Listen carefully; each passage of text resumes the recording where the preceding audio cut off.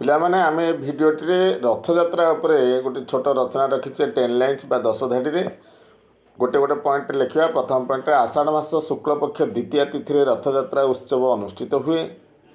ମହାପ୍ରଭୁ ଶ୍ରୀ ଜଗନ୍ନାଥ, ଶ୍ରୀ ବଳଭଦ୍ର, ଦେବୀ ସୁଭଦ୍ରା ଓ ଶ୍ରୀ ସୁଦର୍ଶନକୁ ପହଣ୍ଡି କରାଯାଇ ରଥ ଉପରକୁ ଅଣାଯାଏ। 1 ନମ୍ବର 2 ନମ୍ବର ଲେଖିଲେ ତାପରେ ଆମେ 3 ନମ୍ବରରେ କ'ଣ ଲେଖିବା ଦେଖିବା। 3 ନମ୍ବର ଲେଖିବା ତାପରେ ଗଜପତି ମହାରାଜା ରଥରେ ଛେରା ପହଁରା କରନ୍ତି। 4 ନମ୍ବର ଛେରା ପହଁରା ସରିବା ପରେ ଚାରମାଳ ଫିଟାଯାଇ ରଥରେ ଦଉଡ଼ି ବନ୍ଧାଯାଇ ରଥ ଟଣା ଆରମ୍ଭ ହୁଏ।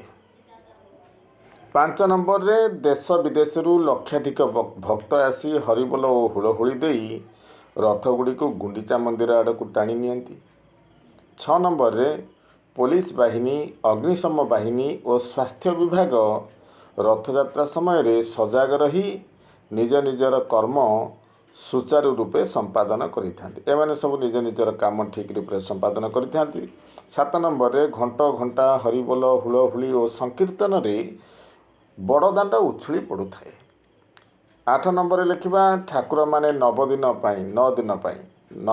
ପାଇଁ ଗୁଣ୍ଡିଚା ମନ୍ଦିରକୁ ଯାତ୍ରା କରନ୍ତି। 9ମ ପଏଣ୍ଟରେ ଲେଖିବା ବଳଭଦ୍ରଙ୍କ ରଥର ନାମ ତାଳଧ୍ୱଜ, ଜଗନ୍ନାଥଙ୍କ ରଥର ନାମ ନନ୍ଦିଘୋଷ ଏବଂ ସୁଭଦ୍ରାଙ୍କ ରଥର ନାମ ଦେବଦଳନ ବା ଦର୍ପଦଳନ।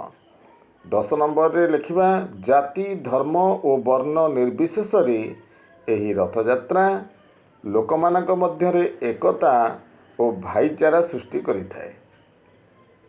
ପିଲାମାନେ ତୁମମାନଙ୍କ ପାଇଁ 10 ଲାଇନ୍ସ ବା 10 ଧାଡ଼ିରେ ଏହି ରଥଯାତ୍ରା ରଚନାଟି ଏଭଳି ଭାବରେ ଲେଖିଲେ ଖାତାରେ ଟିପି ରଖ, ଅଭ୍ୟାସ କର। ଭଲ ଲାଗିଲେ ସାଙ୍ଗମାନଙ୍କୁ ସେୟାର କରି ଜଣାଅ। ଚ୍ୟାନେଲ ସହିତ ଯୋଡ଼ି ହେବା ପାଇଁ ସବସ୍କ୍ରାଇବ୍ କର। Thanks for watching. Jai Jagannath.